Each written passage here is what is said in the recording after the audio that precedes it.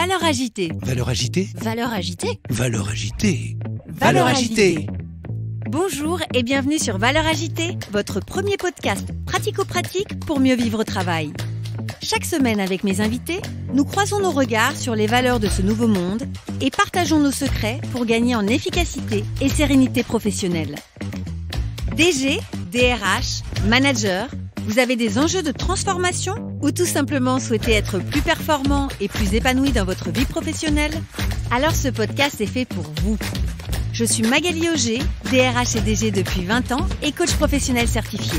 Curieux d'en savoir plus? Demandez-moi en contact sur LinkedIn et rendez-vous sur vos plateformes préférées. On n'attend pas forcément des mutuelles qu'elles s'investissent dans le champ de la prévention. On attend d'elles qu'elles le payent et qu'elles soient payeurs aveugles en quelque sorte. Mais nous expliquons aujourd'hui, et je crois que c'est entendu, je crois que c'est compris, que nous avons intérêt commun avec l'employeur public à travailler sur les causes de désengagement au travail. Bonjour et bienvenue sur ce premier épisode avec Robert Chiche. Robert Chiche est quelqu'un d'incroyable. C'est un grand homme, comme on aime les rencontrer. 4 épisodes qu'il a bien voulu enregistrer avec nous. Dans ce tout premier épisode, nous allons parler de son parcours. Nous allons parler de lui, de ce qui l'anime, de ses valeurs, de son engagement, mais aussi, évidemment, de sa fonction de président de Territoria Mutuel. C'est quoi être président d'une institution aujourd'hui ? Dans les épisodes suivants, nous allons parler de la protection sociale complémentaire et notamment des agents publics. Nous parlerons évidemment de Territoria Mutuel, de cette mutuelle dédiée à la couverture des risques santé et prévoyance dans la fonction publique territoriale en particulier. Et dans le 4e épisode, vous avez l'habitude, ce sera le tip-top, où je lui poserai des questions un peu plus intimes. Je vous souhaite une très belle écoute de ce tout premier épisode avec Robert Chiche, président de Territoria Mutuel. Bonjour Robert. Bonjour. Je suis ravie de t'accueillir aujourd'hui au micro de Valeurs agitées. Donc nous avons un premier point commun, nous avons la même date de naissance puisque nous sommes tous les deux nés le 28 mai. Alors pas de la même année, évidemment. Pour reprendre un petit peu ton historique, tu as travaillé toute ta carrière de manière engagée, notamment engagée dans un combat politique. Et tu as travaillé de 1978 à 1998 comme directeur général adjoint à la ville de Niort. Et tu as fini par devenir directeur du cabinet du maire. En 1998, tu as intégré la SMACL, où tu as occupé différents postes, et notamment comme président du directoire. Et puis 2006, tu es devenu président de Territoria Mutuel. Territoria Mutuel est une mutuelle dédiée aux agents publics, notamment de la fonction publique territoriale, pour couvrir les risques santé et prévoyance. Donc Territoria, c'est l'ex-SMACL Santé, tout simplement. Et comme ça ne suffit pas, puisque tu es un retraité plus qu'actif, tu as décidé de prendre aussi d'autres responsabilités. Tu es notamment président de la délégation 79 de la Mutualité française Nouvelle-Aquitaine, président de la délégation territoriale de l'Union régionale de la Fédération de la Mutualité française 79 et enfin président du conseil de surveillance de Mozart Consulting dont tu nous parleras évidemment un petit peu plus tard dans le cadre de cet entretien, j'en suis sûre. Est-ce que tu veux compléter ? Il fut un temps où j'ai beaucoup couru et que j'adore l'activité physique et j'en ai terriblement besoin dans ces activités un peu sédentaires. C'est tout. Alors nous aurons peut-être l'occasion d'en reparler peut-être dans le dernier épisode, le tip-top, où j'aurai l'occasion de te poser des questions un petit peu plus intimes, un petit peu plus personnelles. Alors dans cet épisode, nous allons évidemment parler beaucoup de la santé, et notamment dans le secteur public, mais pour démarrer, je vais te poser la question un petit peu traditionnelle de ce podcast. Quand je te dis valeurs agitées, à quoi tu penses ? Je pense bien sûr au couple, deux mots qui peuvent paraître un peu en oxymore, sur les valeurs qui font référence à une très grande stabilité dans la pensée et dans les repères.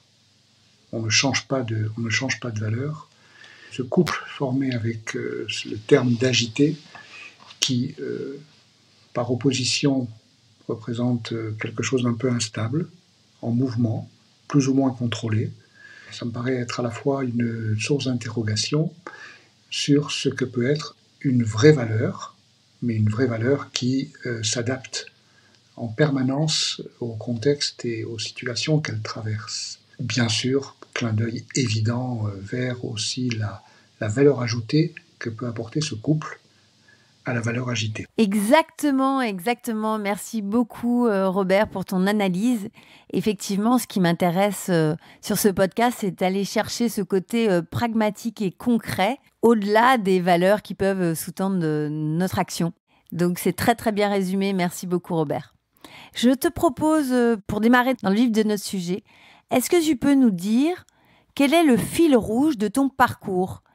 Qu'est-ce qui t'a motivé sur l'ensemble de ta carrière, jusqu'à aujourd'hui, évidemment? C'est bien sûr un exercice compliqué et difficile, parce que on peut toujours essayer de donner du sens à l'ensemble d'une carrière, à travers des événements des événements conjoncturels ou d'arranger un itinéraire par rapport à l'idée qu'on veut se faire de son propre itinéraire.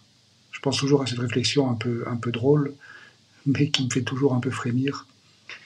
Il se croyait un destin et en fait il s'est fait une carrière. Et donc pour ne pas transformer précisément et toujours et forcément le destin en carrière, c'est vrai qu'il faut arriver à trouver quelque chose qui ressemble à un fil rouge. Moi je crois que ce qui m'a le plus passionné, ce qui continue à me passionner, c'est précisément cet équilibre entre le sens et l'action. C'est-à-dire essayer a priori ou quelquefois en cours de route, pour être modeste, la recherche du sens, mais le mettre constamment donc en situation, ce sens d'être contredit par la réalité et par la construction que tu veux établir. Ce qui te renvoie au sens et à la redéfinition d'un sens. Donc je crois que c'est probablement pas original comme démarche. On essaye à la fois de porter des valeurs et aussi à la fois de les confronter au réel.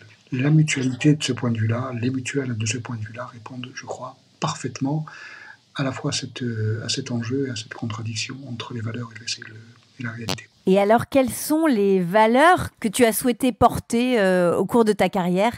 Et d'ailleurs, est-ce qu'elles ont toujours été les mêmes ou est-ce qu'elles ont un point commun ou est-ce qu'elles ont évolué dans l'ensemble de ce qui t'a animé et qui t'anime toujours ? On cherche tous donc à retrouver des points de repère qui donnent du sens.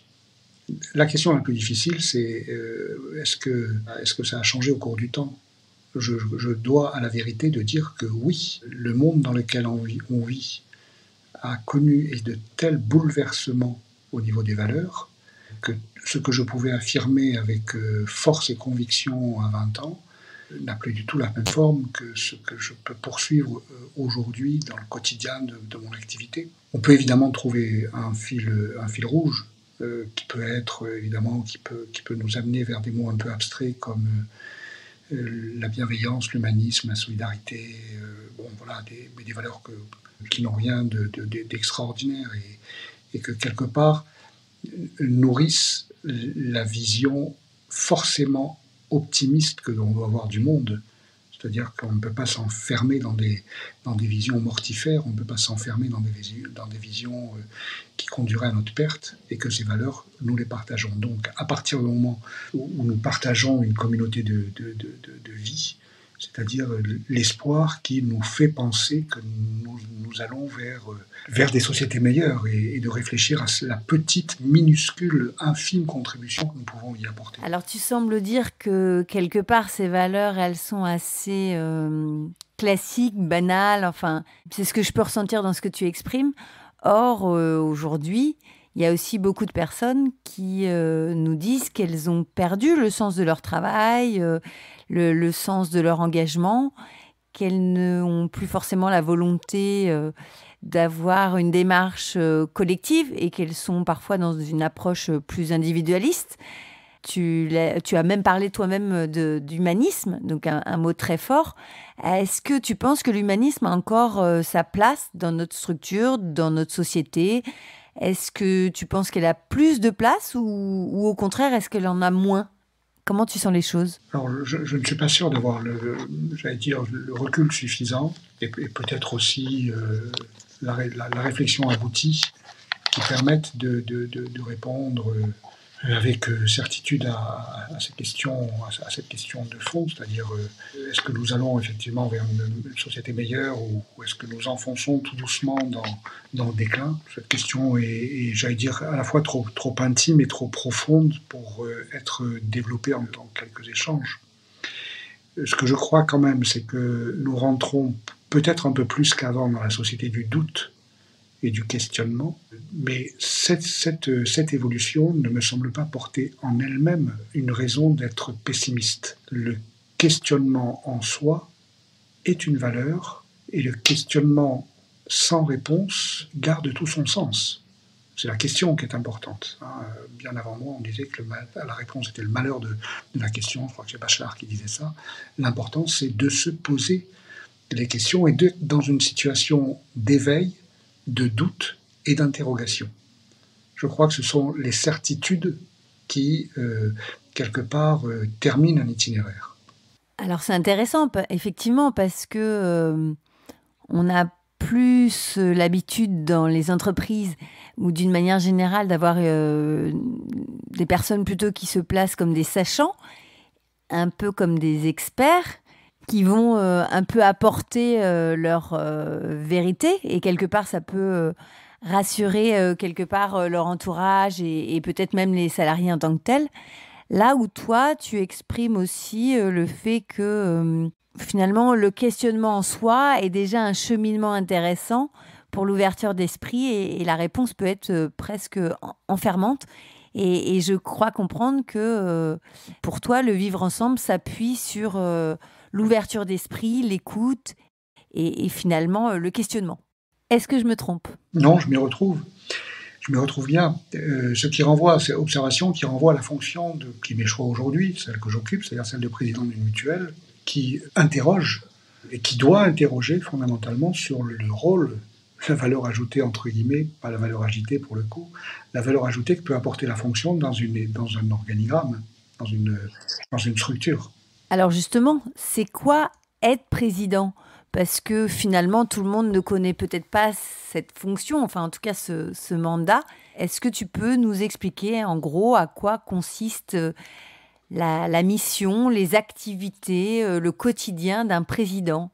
Je crois que les qualités qu'on peut attendre d'un président, en tout cas, en tout état de cause, l'exercice de la fonction, aussi modeste soit-elle, à la tête, j'allais dire, d'une mutuelle de taille réduite.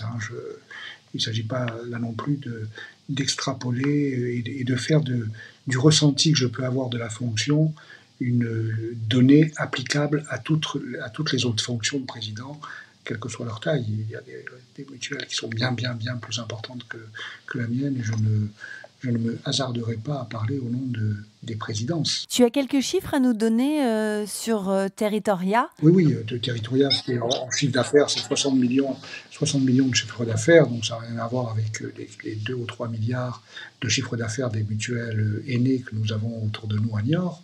C'est une centaine de salariés et non pas quelques milliers.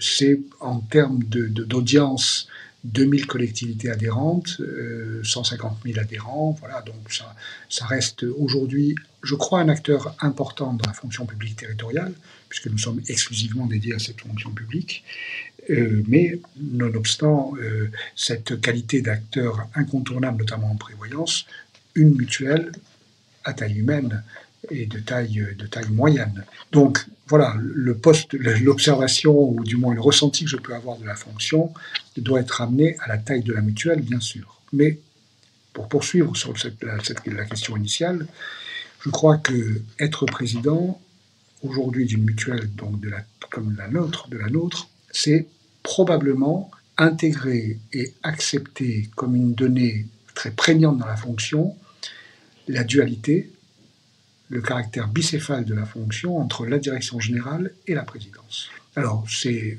j'allais dire, sur le plan réglementaire, la théorie des 4 lieux, etc. Enfin, il y a toute une littérature maintenant réglementaire autour de ce sujet. Mais c'est vraiment très prégnant dans la fonction de président, car le couple formé entre le président et le directeur général est un couple qui doit combiner à la fois les visions prospectives, stratégiques, mais aussi donc le champ du possible au niveau de l'opérationnalité. Et c'est un partage qui ne vise pas à scinder de façon incommunicable les deux questions, mais au contraire de les mettre en symbiose l'une par rapport à l'autre. Donc, je me plais à dire que je ne suis pas complètement ignorant des questions économiques et que mon directeur général n'est pas complètement ignorant des questions politiques. Mais c'est bien sûr à l'inverse qu'on entend les fonctions de chacun. Donc, il y a, pour être président, je crois, cette acceptation et cette vision bicéphale que l'on doit en permanence avoir. Et quelles sont les qualités d'un président, justement, pour assumer l'ensemble de ses fonctions, selon toi? De trouver les bonnes personnes ressources. Qualité première. C'est-à-dire de pouvoir déceler dans les personnes ressources dont il doit nécessairement s'entourer, et du côté des élus, conseil d'administration, et du côté opérationnel, c'est-à-dire directeur général qu'il nomme, pour le coup, c'est le conseil d'administration qui nomme le directeur général, et bien sûr l'équipe de la direction générale, de nommer des personnes ressources qui peuvent effectivement apporter sans s'opposer, ou du moins sans devenir à un moment du cheminement un obstacle incontournable.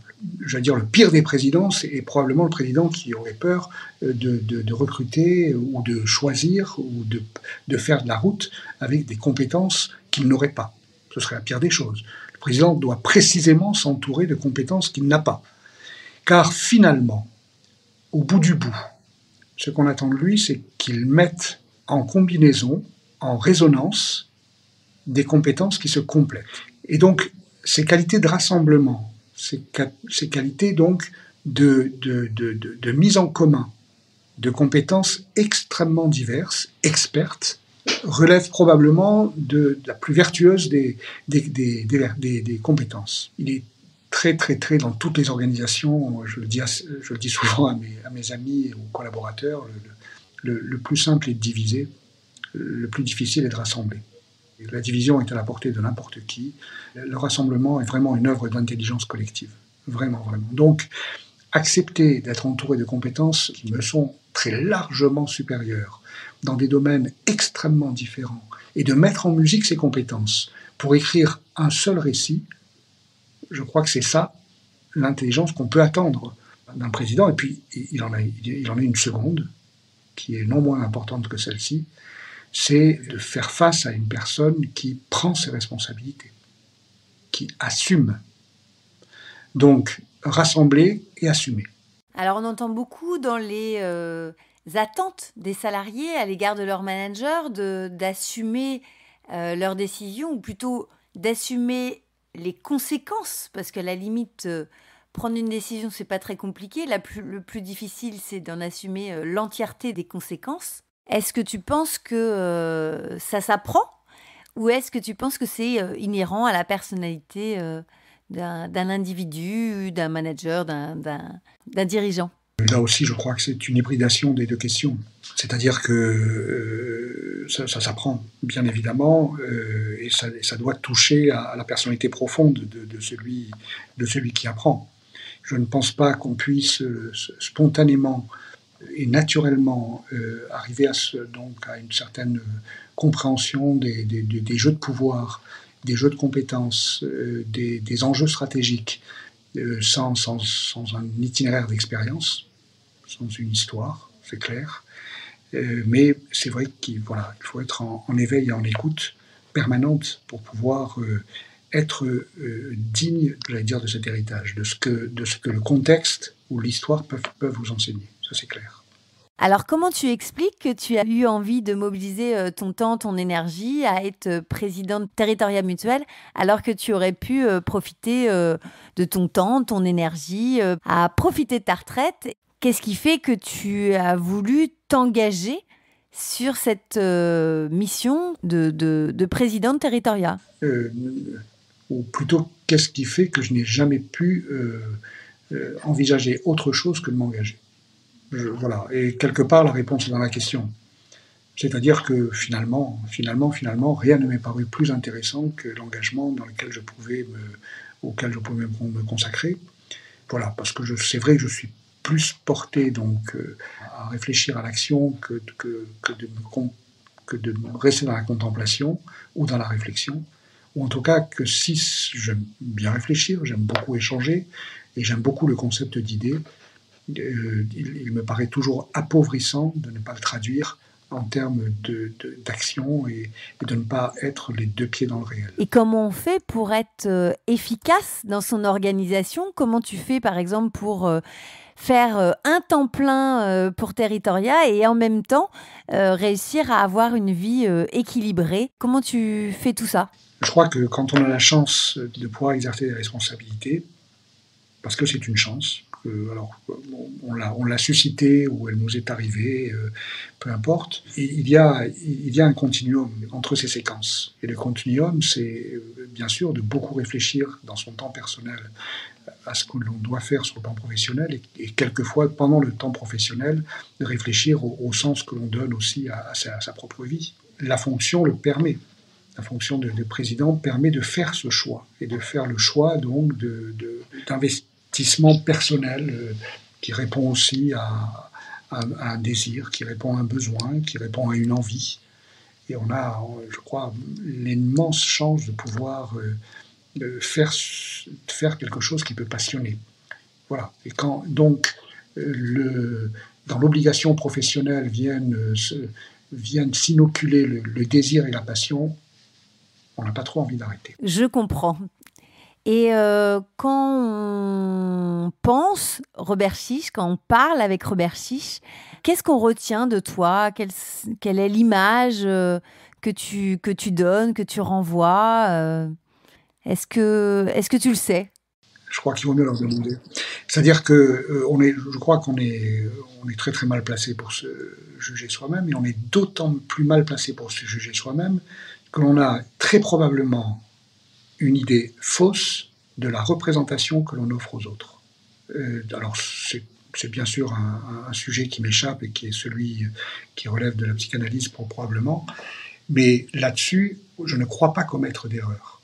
C'est-à-dire que je me tromperai forcément à vouloir donner l'exacte représentation que j'offre à l'extérieur.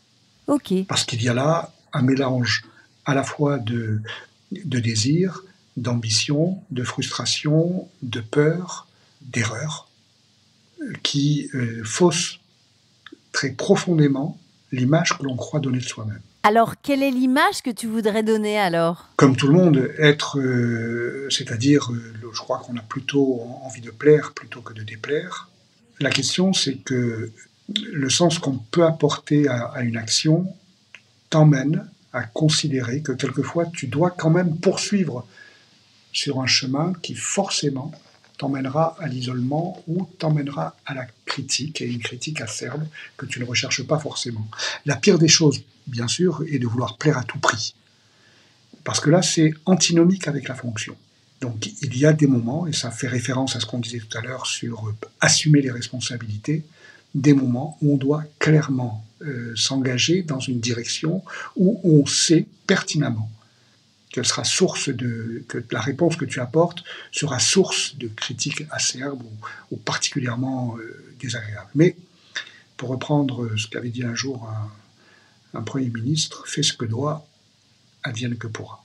Et le « fais ce que doit » a une force, à mes yeux, éthique particulièrement importante. Tout à fait.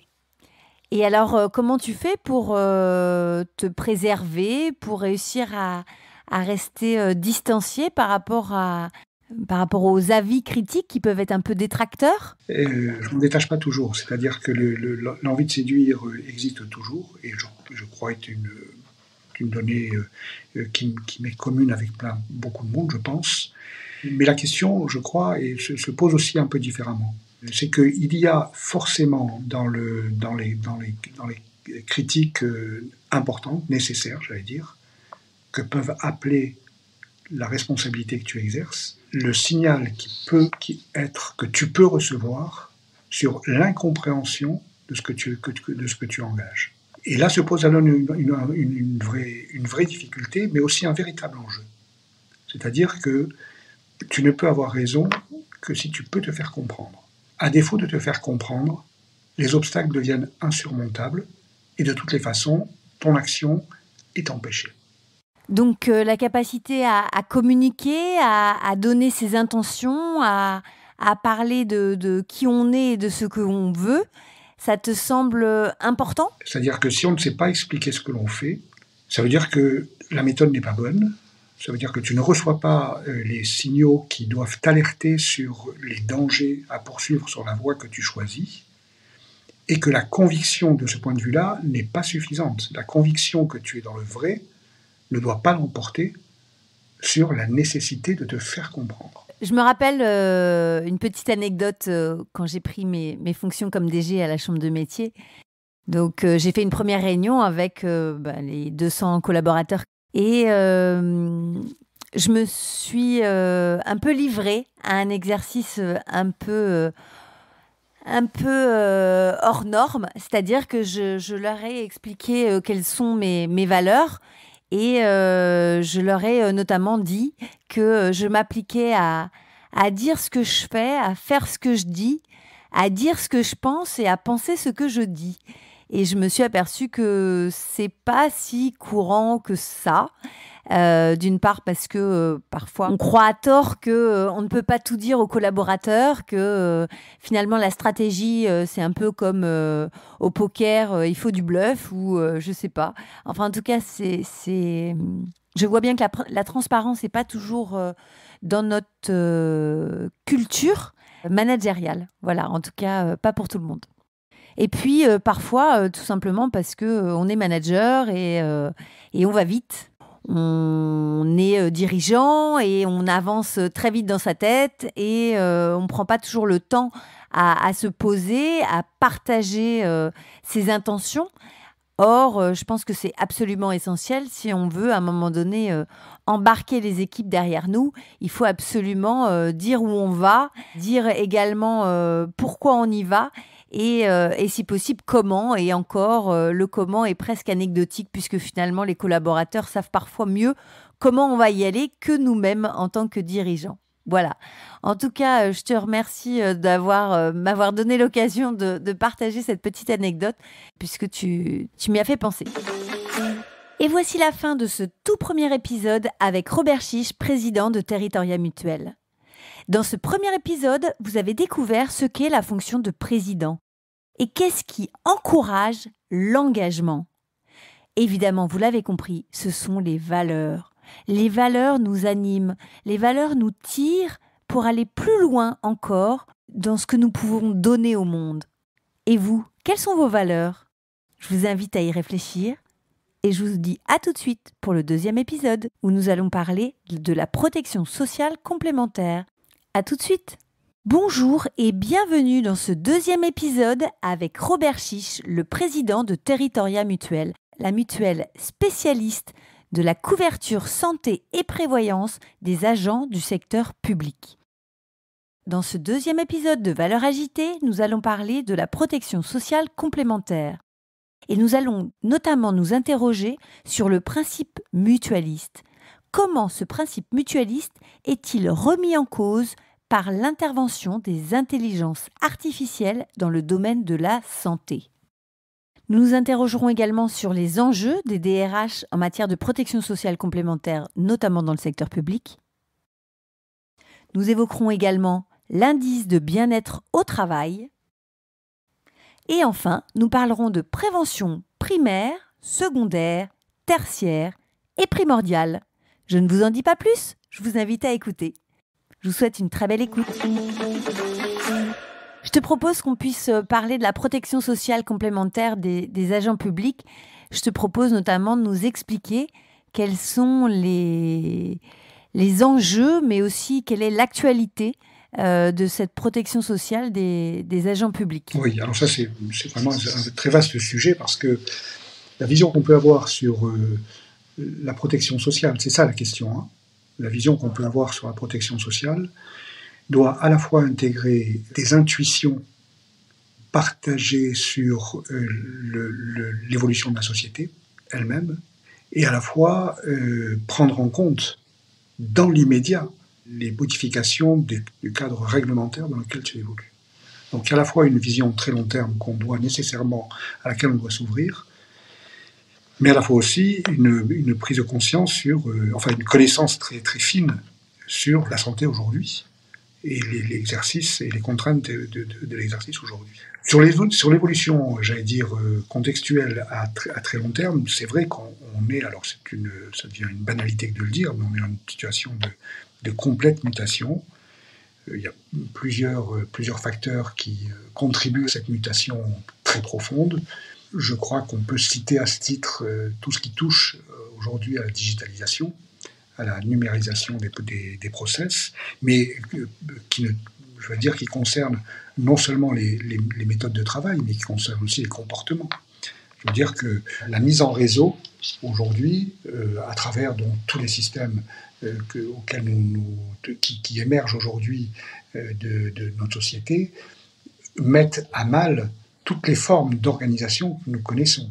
Et les prismes d'analyse que nous avons aujourd'hui, du lien social, des relations humaines, des réseaux, sont empreintes de ces innovations technologiques extrêmement fortes. Bien sûr, ChatGPT est aujourd'hui un parfait exemple de ce qui est en train d'arriver dans le domaine du partage des connaissances et surtout la mutation que ça va entraîner dans nos relations professionnelles, sociales, humaines, à tous les niveaux. Le débat un peu surréaliste auquel on assiste aujourd'hui sur faut-il arrêter le progrès pendant 6 mois est tout à fait illustrant du désarroi dans lequel on se retrouve face à la vitesse d'innovation dont nous sommes capables. Donc ça, c'est un élément, je crois, important. Le deuxième élément qui me paraît tout à fait nous interroger sur notre avenir, c'est tout ce qui touche aujourd'hui à la fragmentation de nos sociétés. Alors il y a 2 mouvements contradictoires. C'est d'un côté une espèce de mise en réseau planétaire, des connaissances, du lien, entre guillemets, mais aussi à cette tendance à la fragmentation, alors politiquement on dirait au communautarisme, mais qui va beaucoup plus loin, je crois, et qui touche vraiment la fracture qui s'opère dans des proportions de population tout à fait considérables sur précisément la relation aux nouvelles technologies, sur l'âge, sur les pays riches ou les pays pauvres, sur les régions, sur les enjeux de pouvoir. Donc une espèce de fragmentation de la société qui à la fois trouve les moyens d'un lien absolument extraordinaire, inimaginable, mais qui à la fois se casse en 1000 morceaux. Et un des points aussi dont on n'a pas mesuré encore tous les effets, c'est le vieillissement de la population, je crois, puisque, voilà, on le sait maintenant, donc on va basculer dans une époque où le nombre de retraités ou de personnes âgées va considérablement augmenter et venir en contrepoids négatif, probablement, d'une population jeune et une population active. Et ça pose des questions et ça pose des interrogations au-delà même de la question de la santé, auquel, bien sûr, je suis particulièrement attaché, mais qui touche aussi aux capacités d'analyse, de réflexion, d'organisation. Hein. Les logiciels d'intellectuels pour réfléchir ne sont pas du tout les mêmes quand on a 74 ans ou quand on a 20 ans. Et c'est normal, et c'est bien.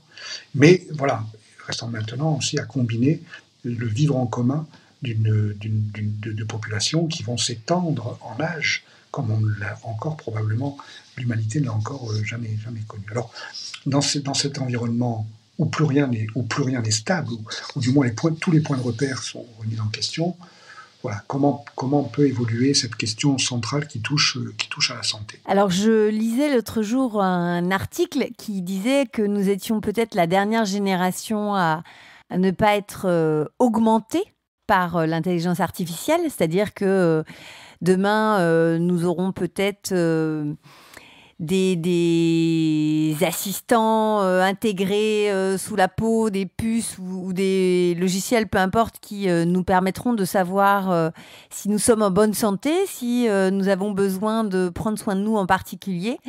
Alors c'est à la fois passionnant et en même temps ça fait un peu peur. Toi, comment tu avances par rapport à l'intelligence artificielle ? Est-ce que ça te fait plutôt peur ? et tu es plutôt dans une posture de résistance, ou au contraire, tu es plutôt ouvert et plutôt curieux de voir comment intégrer cette intelligence artificielle dans ton quotidien? Ah oui, alors, la posture de résistance, je crois qu'elle elle serait complètement mortifère parce que c'est la survie tient à la capacité de s'adapter. La survie ne tient jamais à la capacité de résister. C'est tout à fait évident. Je lisais un article récemment dans Le Monde à propos d'un pays qui m'est cher, où il était question de la diplomatie du bambou. J'ai beaucoup aimé le titre de cet article, puisqu'il s'agissait d'un pays qui précisément établissait des valeurs très solides, très stables et indestructibles à la base, mais qui au sommet était capable d'une très très grande flexibilité.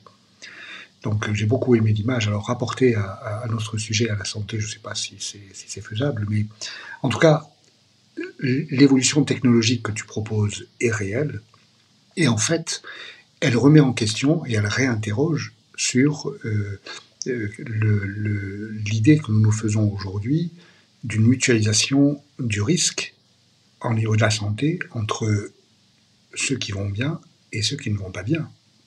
Car quelque part, l'universalisme sur lequel repose notre système de santé depuis la libération, c'est que les gens bien portants payent pour les gens qui sont malades. Et si demain, nous avons une connaissance telle de nos propres destins et des propres risques d'exposition à la maladie que tu le présentes, et je crois que nous y allons tout droit, nous ne serons plus dans un système de mutualisation des risques. Ceux qui sont en bonne santé n'auront pas vocation à payer toute leur vie pour ceux qui sauront, du verbe savoir, qui sauront dès le départ qu'ils représentent un risque absolument inévitable.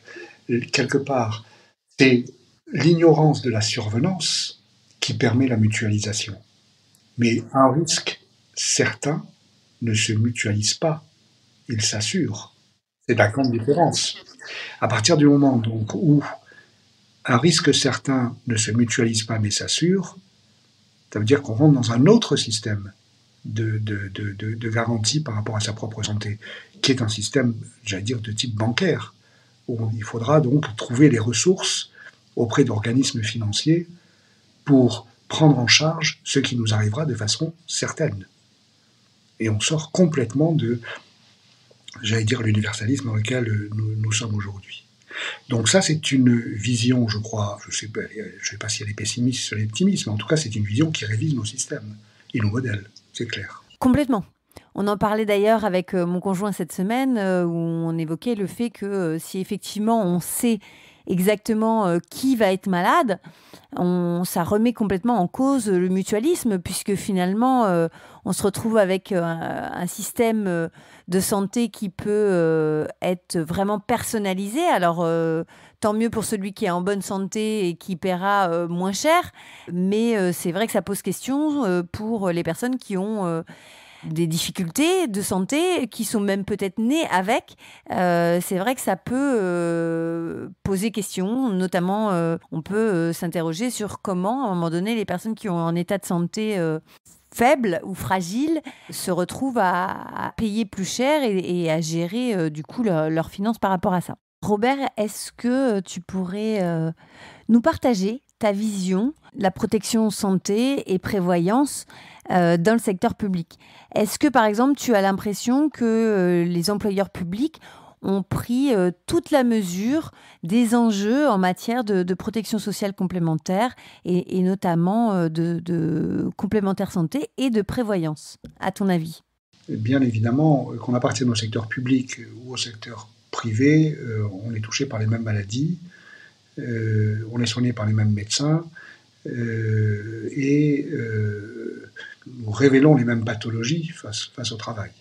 Ce qui change fondamentalement entre le privé et le public, c'est le cadre réglementaire dans lequel on peut avoir à évoluer dans des situations où nous sommes malades, où nous n'avons plus les ressources nécessaires pour pouvoir exercer professionnellement. Et ce cadre réglementaire est complètement différent, puisque nous avons d'un côté donc le Code du travail, et de l'autre côté nous avons le statut de la fonction publique. Donc, je pense, et en tout cas c'est le sens du travail que nous faisons, je pense que la fonction publique doit pouvoir s'appuyer sur l'expertise d'opérateurs qui connaissent parfaitement ce cadre réglementaire pour pouvoir donc répondre de façon la plus pertinente possible aux situations que peuvent connaître les fonctionnaires de l'État, les fonctionnaires des hôpitaux ou les fonctionnaires des collectivités territoriales.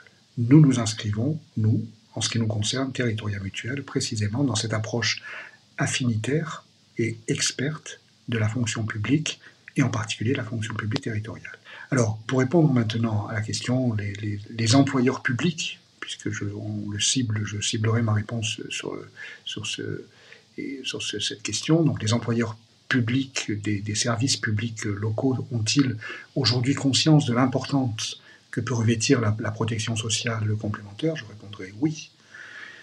Ils en ont conscience, ils ont tellement conscience que ce cadre réglementaire est en train de se modifier très profondément, qu'ils, de façon tout à fait évidente, ils se rapprochent dans les obligations qui seront faites de ce qui est pratiqué dans le secteur privé, c'est-à-dire que nous allons vers des conventions collectives.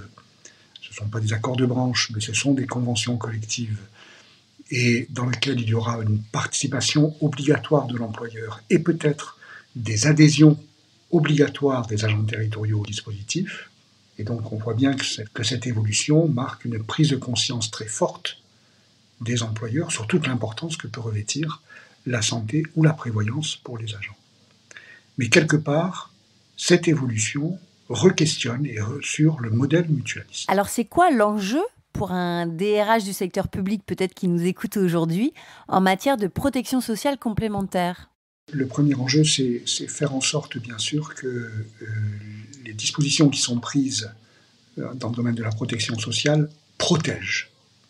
C'est le premier terme.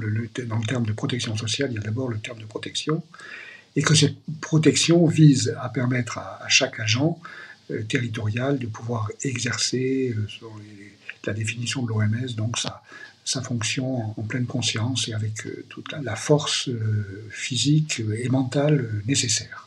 Donc, tout ce qui aujourd'hui peut provoquer une altération de la santé, quelque part, a la double conséquence de mettre les agents dans une situation de mal-être, mais en plus rendre le service public beaucoup moins efficace et beaucoup moins performant qu'il ne pourrait l'être. Et aujourd'hui, force est de constater qu'il y a dans les collectivités territoriales, dans la fonction publique, mais d'une manière générale, donc dans les trois fonctions publiques, une augmentation du désengagement dans le travail qui est tout à fait préoccupante et qui a un coût social tout à fait important. Quand tu parles de désengagement, est-ce que tu parles de démotivation ou tu parles d'absence, d'arrêt maladie ou de démission? Je ne parle pas d'absentéisme, parce que l'absentéisme d'abord est trop stigmatisant et se réduit à l'absence même de l'agent.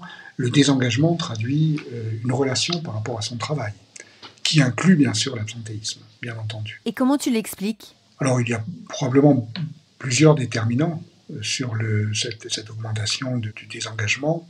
Je crois qu'on parlait tout à l'heure de perte de sens. Cette question donc est je crois importante, mais le plus important est d'engager une réflexion effectivement sur les causes. Et de ce point de vue-là, je pense que la question est probablement très complexe et qu'elle nécessite une approche la plus fiable possible, collectivité par collectivité, des véritables causes qui entraînent cette distance par rapport et ce désengagement par rapport au travail. C'est tout le sens de ce que nous mettons en œuvre aujourd'hui avec des outils dont nous faisons la promotion, et notamment l'un d'entre eux qui s'appelle l'indice de bien-être au travail, que nous avons engagé avec notre structure Mozart Consulting et son promoteur Victor Vachnin. Alors en 2 mots, c'est quoi l'indice de bien-être au travail? C'est un élément, l'indice de bien-être au travail est un outil de prédictif sur la santé globale. Pour essayer illustrer le propos et de façon simple. En matière de prévention, on distingue traditionnellement la prévention primaire, secondaire et tertiaire. La prévention tertiaire vise à compenser et à soigner. C'est-à-dire lorsque le mal est déclaré, c'est l'organisation des soins autour de la personne donc, qui se manifeste par un arrêt de travail. La prévention secondaire vise à la réduction du risque et la prévention primaire vise à éviter le risque. Alors, pour prendre un exemple, prenons l'exemple de la Covid, qui est à mes yeux aussi très, très illustrant. La prévention tertiaire, c'est le soin, l'organisation des soins, l'accueil dans les hôpitaux et tout ce qui a pu être fait ou ce qui peut être fait encore autour de ce virus. Prévention secondaire, c'est-à-dire la réduction du risque, c'est tout ce qui touche autour des précautions sociales pour éviter la contamination. Les gestes barrières, les distanciations sociales, le masque, etc. Prévention primaire, c'est éviter le risque. Et là, c'est le vaccin. C'est-à-dire, nous avons trouvé avec le vaccin donc un élément de prévention primaire essentiel.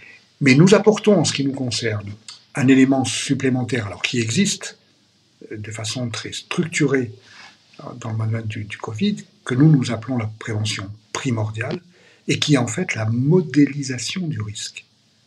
C'est-à-dire une étude sur l'évolution du risque, qui nous a permis, au niveau, et qui a permis à l'État, au niveau de cette pandémie que nous avons connue, d'organiser les soins sur le plan territorial, d'accorder des moyens plus ou moins importants selon les départements, selon les villes, selon les CHU, sur la base de modèles mathématiques qui étaient donc instruits sur les datas disponibles en matière de connaissance de l'évolution du risque.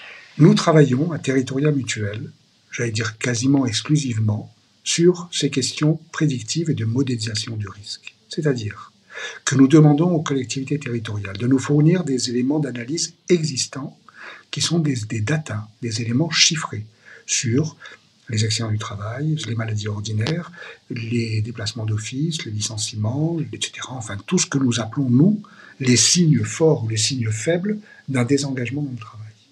Ce sont des données objectives, ce ne sont pas des questionnaires, ce ne sont pas des enquêtes, ce sont des chiffres. À partir de ces chiffres, nous établissons dans la collectivité une cartographie des risques, c'est-à-dire une cartographie des services les plus exposés au risque de désengagement au travail. Et nous établissons donc cette cartographie pour la collectivité, service par service, avec une approche qui touche au sexe, à l'âge, à la catégorie socio-professionnelle, et ce qui nous permet d'illustrer parfaitement, j'allais dire, l'exposition au risque de la collectivité dans une approche géographique, une approche géographique entre guillemets, une approche service par service. Et donc, derrière, d'engager des actions de prévention ciblées, là où, effectivement, peuvent apparaître des expositions au risque supérieures à la moyenne. Nous avons une doxa sur Territoria Mutuel. Nous avons écrit et nous allons écrire que nous ne pouvons améliorer que ce que nous pouvons mesurer. C'est-à-dire que sans mesure précise, il n'y a aucune amélioration possible. L'indice de bien-être au travail permet, encore une fois, de mesurer quantitativement, de façon très précise, l'état réel du désengagement dans le travail. Et ensuite, les actions de prévention que nous engageons ne sont pas des actions, alors j'allais dire des actions généralistes, qui s'appliquent à tout le monde et donc qui ne s'appliquent à personne, mais des actions ciblées. Et ça se fait dans des groupes de travail, dans des groupes d'expression, qui nous permettent de déceler exactement les causes du désengagement et donc d'appliquer des remèdes, d'appliquer des méthodes de prévention qui donneront lieu derrière à d'autres évaluations. On dit aussi que ce qui est égalitaire n'est pas forcément équitable. C'est-à-dire que là où les actions de prévention sont le plus nécessaires, doivent être repérées. Mais si on applique les mêmes mesures à un ensemble sans distinction des besoins, on est sûr d'échouer. Qu'est-ce qui fait que Territoria a décidé d'investir dans la prévention ? Si par exemple on te disait mais finalement la prévention c'est en dehors du champ d'intérêt ou d'intervention de Territoria, qu'est-ce que tu répondrais ? Je répondrais très simplement, mais la question est tout à fait pertinente, même si la réponse paraît évidente, mais la question est pertinente car on n'attend pas forcément des mutuelles qu'elles s'investissent dans le champ de la prévention, on attend d'elles qu'elles le payent, et qu'elles soient payeurs aveugles en quelque sorte. Mais nous expliquons aujourd'hui, et je crois que c'est entendu, je crois que c'est compris, que nous avons intérêt commun avec l'employeur public à travailler sur les causes de désengagement au travail, dans la mesure où, pour la collectivité, c'est bien sûr un frein à la performance sociale.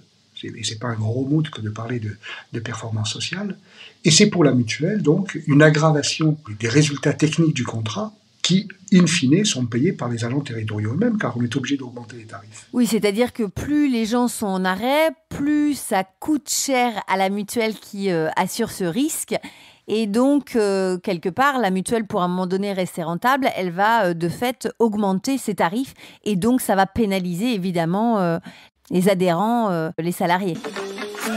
Et nous voici arrivés à la fin de ce 2e épisode avec Robert Chiche, président de Territoria Mutuelle. Dans le 3e épisode, nous allons parler de la stratégie de Territoria pour relever les enjeux de la protection sociale complémentaire sur ces prochaines années. Je vous dis à tout de suite. Bonjour et bienvenue sur ce 3e épisode avec Robert Chiche, président de Territoria Mutuelle. La mutuelle spécialisée dans la couverture santé et prévoyance des agents de la fonction publique. Dans ce 3e épisode avec Robert, nous allons parler de la stratégie de Territoria Mutuelle pour relever les enjeux de la protection sociale complémentaire. Nous allons notamment examiner ses choix stratégiques, ses atouts, mais également les points de vigilance. Je vous souhaite une très belle écoute.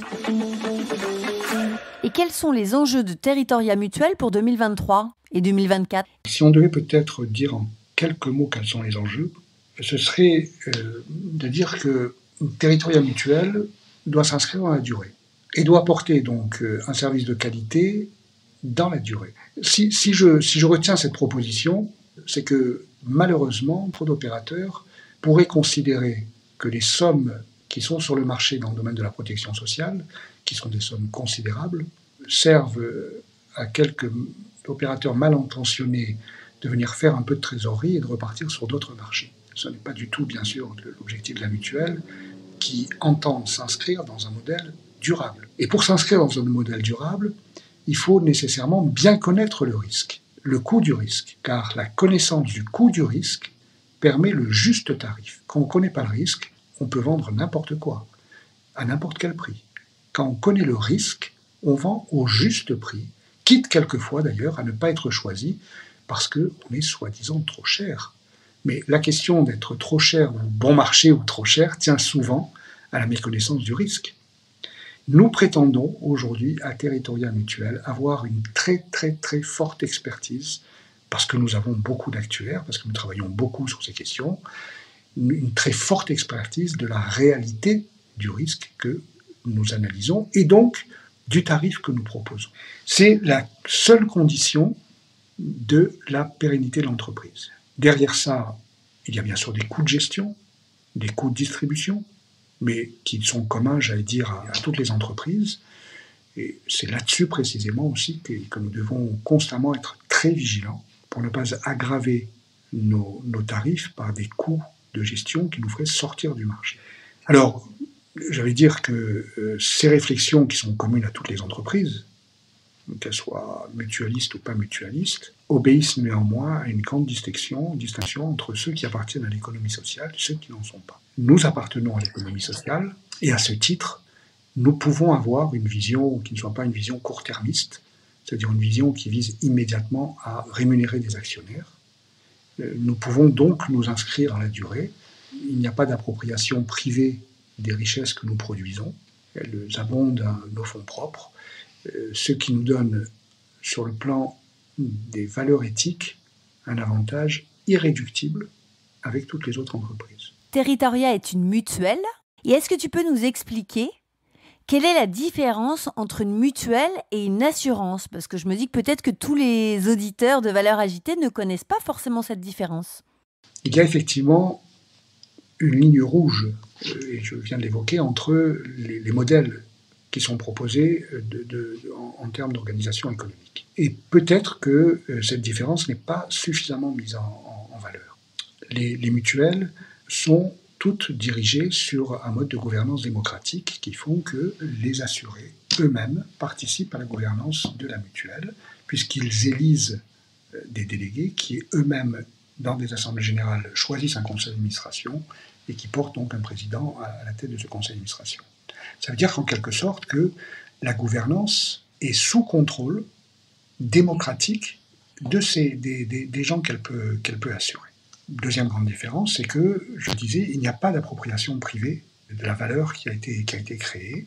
Donc les fonds propres de la mutuelle sont inaliénables et on ne peut pas se les répartir, quel que soit le sort d'ailleurs réservé à cette mutuelle. Et enfin, nous sommes dans une transparence complète et absolue de l'ensemble de nos opérations. Ce sont donc des questions qui sont soumises bien sûr à un contrôle extrêmement rigoureux et vigilant de notre gendarme qui s'appelle la CPR, ça dépend de la Banque de France. Donc les valeurs mutualistes sont des valeurs qui, de ce point de vue-là, ne sont pas réductibles, ne sont pas solubles dans des modèles classiques économiques des sociétés que nous connaissons.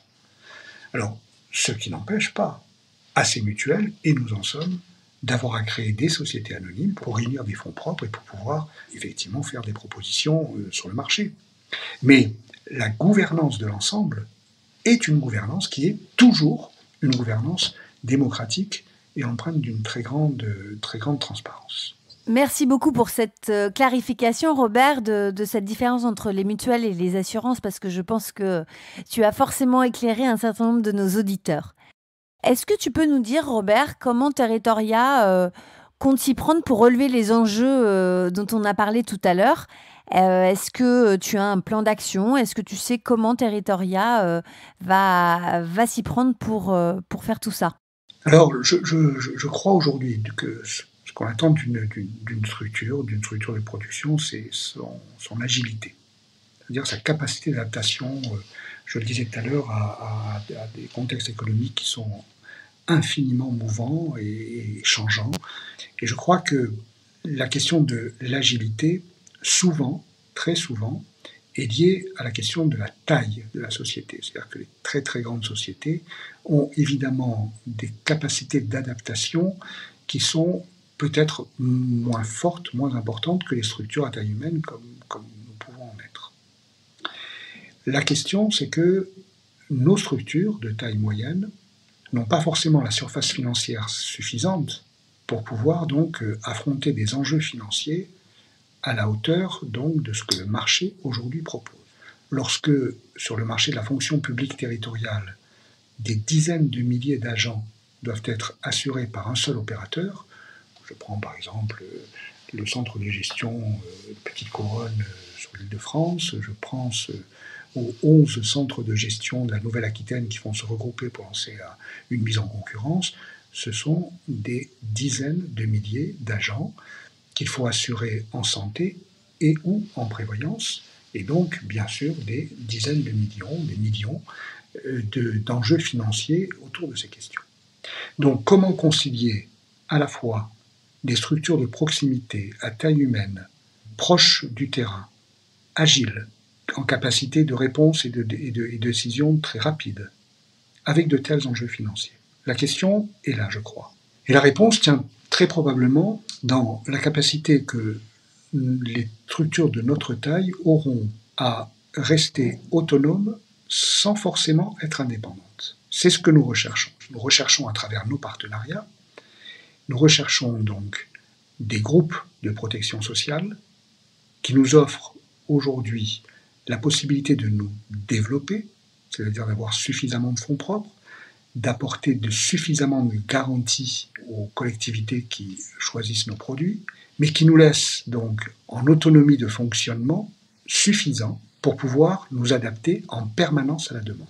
Donc, la question aujourd'hui de la qualité des partenariats que nous trouvons auprès de ces groupes est une question consubstantielle au développement que nous devons rechercher.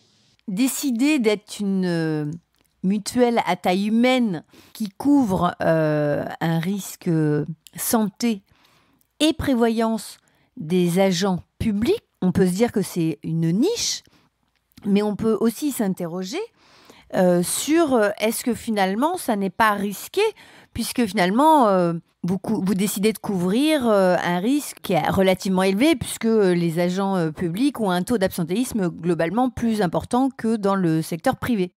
Est-ce que c'est un choix stratégique d'occuper cette niche parce que justement, le risque, vous le connaissez très bien et donc vous êtes en capacité d'avoir une tarification adaptée? J'aurais pas trop tendance à parler de niche, je parlerais plutôt de l'attente des collectivités territoriales.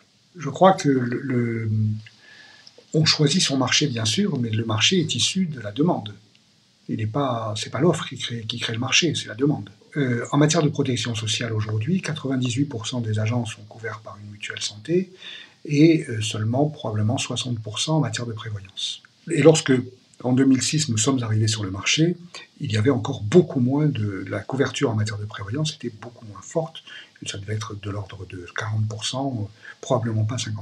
Donc, tout naturellement, lorsque nous sommes arrivés sur le marché, l'appel d'air, pour ne pas parler des appels d'offres, l'appel d'air s'est fait tout naturellement sur la prévoyance, puisque c'est là qu'il y avait un besoin tout à fait considérable de garantie à apporter aux collectivités. Donc, quelque part, nous avons épousé la demande du marché. Nous sommes développés en santé, mais nous sommes développés beaucoup plus en prévoyance. Et donc, ça a demandé de nous initier à un métier qui était extrêmement différent de celui de la santé. La prévoyance fait appel à simplement des flux de trésorerie, n'est pas consommateur de fonds propres. La prévoyance est un risque long, assurantiel, extrêmement consommateur de fonds propres. Alors, on ne l'a pas précisé avant, mais est-ce que tu peux peut-être nous expliquer précisément c'est quoi la prévoyance? C'est très simple, la prévoyance, c'est le maintien de traitement. Quelquefois d'autres garanties type décès qui l'intègrent, mais c'est surtout le maintien de traitement. Puisque les agents territoriaux donc, sont couverts à 100% de leur rémunération jusqu'au 3e mois d'absence, 90 jours, mais au-delà de ces 90 jours, ils tombent à mi-traitement dans les années qui suivent, et donc ils ont besoin d'une garantie complémentaire pour trouver la totalité de leur salaire dans les années qui suivent ces 90 jours. La prévoyance, c'est précisément la garantie qui vous permet de maintenir votre plein salaire dans les situations de la vie où, au bout de 90 jours, vous n'êtes plus sur votre pôle de travail. Il s'agit d'années glissantes. C'est donc 90 jours cumulés dans l'année glissante. Ce qui, donc, d'ailleurs, donne aussi, j'allais dire, un éclairage actuellement sur les populations que nous couvrons en matière de prévoyance, car ce sont pas les plus jeunes qui aujourd'hui souscrivent à cette garantie. Quand on est jeune, on ne pense pas tellement aux accidents de la vie, au-delà de 3 mois. Et ce qui, bien sûr, fait de ce risque un risque compliqué, difficile, dans la mesure où ce sont les personnes les plus fragiles qui, conscientes de ce risque, souscrivent, bien sûr, une garantie. Mais ce modèle va changer, probablement, puisque la réglementation peut rendre obligatoire l'adhésion à un contrat prévoyance dans les années qui viennent. Et tu penses que c'est une bonne chose ou pas forcément le fait que justement la prévoyance devienne obligatoire? Bien sûr, c'est une très bonne chose dans la mesure où la mutualisation du risque sera beaucoup plus forte, donc le coût et le tarif sera bien sûr beaucoup moins élevé, et par ailleurs, ça pourra apporter des réponses à des situations de détresse que connaissent des agents territoriaux et qui sont absolument dramatiques. Une personne, même jeune, à temps partiel, qui connaît un accident de la vie, comme un accident de ski, un accident de voiture, qui prolonge au-delà de 3 mois son arrêt de maladie, et tombant à mi-traitement, connaît une situation sociale extrêmement précaire, bien sûr. Qu'est-ce qui fait qu'aujourd'hui, tous les agents publics ne sont pas couverts en prévoyance? Alors, très probablement le manque de prise de conscience sur les dangers que représentent aujourd'hui les aléas de la vie, et donc c'est ce risque que j'évoquais. Et puis aussi la paupérisation, l'augmentation du coût de la vie et la question du pouvoir d'achat qui fait que se garantir n'est pas pris en compte comme une priorité aujourd'hui dans les dépenses de ménage, bien sûr. C'est-à-dire qu'on est à la fois sur une méconnaissance du risque et même une sous-estimation du risque, et en même temps, on est sur une difficulté de pouvoir d'achat, et c'est vrai que quand on manque, on préfère se concentrer sur le besoin immédiat et pas forcément sur le besoin hypothétique. Et est-ce que tu peux me dire quels sont les atouts de Territoria Mutuelle pour relever ce défi de la protection sociale complémentaire? Dans les atouts que Territoria peut avoir à sa disposition, il y a ce que j'évoquais tout à l'heure sur la connaissance réelle du risque. Je crois que toute la gouvernance de Territoria Mutuel, finalement, repose sur la connaissance qu'elle a du risque. Il n'y a pas de développement envisageable sans en venir au cœur de la question, et qui est donc la claire appréhension du risque que nous avons, et donc de la proposition, de l'offre que nous apportons sur le marché. Le deuxième atout que nous avons tient probablement au fait que nous sommes une mutuelle. C'est-à-dire que, en tant que mutuelle, nous apportons aujourd'hui aux collectivités une transparence sur la vie du contrat dans des comités techniques que nous organisons régulièrement avec les collectivités. Nous apportons des informations qui leur permettent d'avoir un véritable outil de pilotage, de connaissance et de pilotage du risque sur les ressources humaines dans leur structure. Et donc cette transparence apportée par une mutuelle est de nature, à mon avis, à augmenter la connaissance de la collectivité dans ce domaine crucial qui est celui de la ressource humaine. Nous n'avons pas d'actionnaires, nous n'avons rien à cacher, nous n'avons pas d'investissement dans des paradis fiscaux quelconques. Voilà. Cette éthique dans la gouvernance et cette transparence dans la communication nous mettent sûrement en situation favorable. Troisième atout que nous avons, tout ce que nous pouvons développer aujourd'hui dans le domaine des réseaux militants. Nous essayons de construire un maillage territorial de militants à la disposition et au service et à l'écoute des adhérents et des collectivités, notamment dans le domaine de la prévention, pour être au plus proche des besoins et des demandes formulées par la collectivité. Et puis, dernier atout, mais j'en reviens toujours au même, qui me paraît être tout à fait important, c'est l'agilité de notre structure capable de s'adapter à toutes les demandes. Parce que, si je comprends bien, Territoria a une taille raisonnable qui fait que dès lors où il y a un besoin qui est identifié, qui est exprimé par une collectivité territoriale, finalement, le besoin peut se traduire en offre de services assez rapidement et se concrétiser dans l'organisation des services internes de Territoria. C'est ce que je comprends. J'ai eu dans ma vie professionnelle à diriger une entreprise qui était 10 fois plus importante, en fonction privée et en fonction publique, et j'ai tout à fait mesuré donc les difficultés de mise en œuvre des décisions dans des structures beaucoup plus importantes. Je mesure à Territoria Mutuel la rapidité avec laquelle nous sommes en situation de répondre aux sollicitations. Quand une collectivité n'a pas la réponse qu'elle peut attendre de la qualité de service que nous offrons, je reçois en général personnellement une lettre me le faisant remarquer. Dans les 24 heures, nous prenons une décision que nous appliquons et que nous communiquons à la collectivité. Dans des rendez-vous qui sont organisés vraiment dans l'urgence et dans la plus grande efficacité possible. C'est-à-dire que nous réunissons immédiatement les personnes concernées par les gestions du contrat et nous recherchons sur chaque critique qui pourrait nous être apportée les réponses les plus adaptées auxquelles nous nous tenons. Cette capacité de réactivité, je crois, est un atout considérable. On pourrait dire finalement que vous êtes des artisans mutualistes, non ? C'est ça, en essayant néanmoins d'industrialiser nos process. Bien sûr. Alors assez naturellement, en lien avec l'offre de service, j'ai envie de te parler de raison d'être. En préparant cette interview, tu m'as évoqué le travail qui est en cours à Territoria sur la raison d'être. Est-ce que tu as envie de nous en parler, nous expliquer par exemple comment tu t'y es pris pour travailler sur la raison d'être de Territoria ? La raison d'être, ça nous fait revenir bien sûr à ce que nous sommes. Alors, la loi Pacte parle, je crois, de la définition de l'identité et de la vocation. Donc la raison d'être nous renvoie à ce que nous sommes en tant que mutuelle. Et donc nous amène à voir si les principes que j'ai dictés tout à l'heure, gouvernance démocratique, une absence d'actionnariat, une transparence dans le mode de fonctionnement, sont adaptés ou non à la demande du marché aujourd'hui. Et je crois que peut-être ne communiquons-nous pas assez, mais intrinsèquement, les mutuelles offrent les critères essentiels sur lesquels peuvent reposer une raison d'être définissable. Et je crois qu'on ne le dit pas assez. Au demeurant, une raison d'être implique à nos yeux aussi un engagement. Ce n'est pas simplement l'affirmation d'une identité. C'est aussi, dans notre esprit, la volonté de tenir un certain nombre d'engagements. En ce qui nous concerne, nous sommes en train de les définir, peut-être probablement dans 3 directions différentes.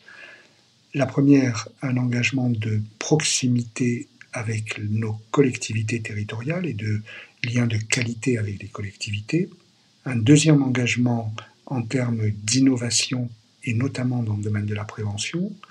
Et une troisième direction d'engagement sur la vision que nous pouvons avoir en matière de bien-être social à travers donc notamment nos outils, et j'en parlais tout à l'heure, celui de l'IBET. Donc une raison d'être, mais aussi des territoires d'engagement que nous prenons et qui donneront lieu à une évaluation tout à fait régulière et exigeante sur les résultats obtenus. Parce que, quelque part, lorsque nous aurons, comme beaucoup d'autres opérateurs, été donc dans une connaissance très affinée, experte du risque, lorsque nous aurons par ailleurs travaillé, comme tous les autres concurrents, à une réduction de nos coûts de gestion et nos coûts de distribution, il restera quoi? Lorsque nous serons arrivés, donc, j'allais dire, par une concurrence effrénée, à pousser au plus loin ce qui aujourd'hui contribue à l'existence même, à la raison d'être de notre mutuelle.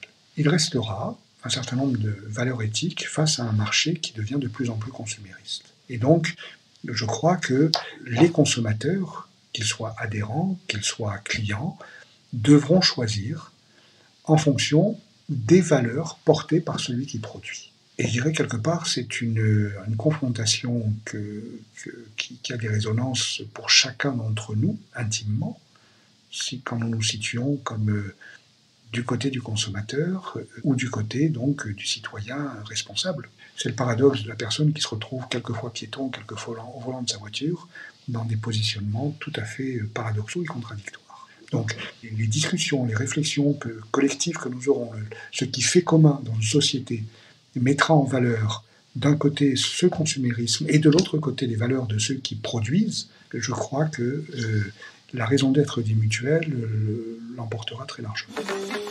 C'est ainsi que s'achève le 3e épisode avec Robert Chiche, le président de Territoria Mutuelle, la mutuelle des agents publics. J'espère qu'à travers cet épisode, vous aurez mieux compris les enjeux de la protection sociale complémentaire des agents publics avec l'ensemble des modifications réglementaires qui se profilent dans les prochains mois et années.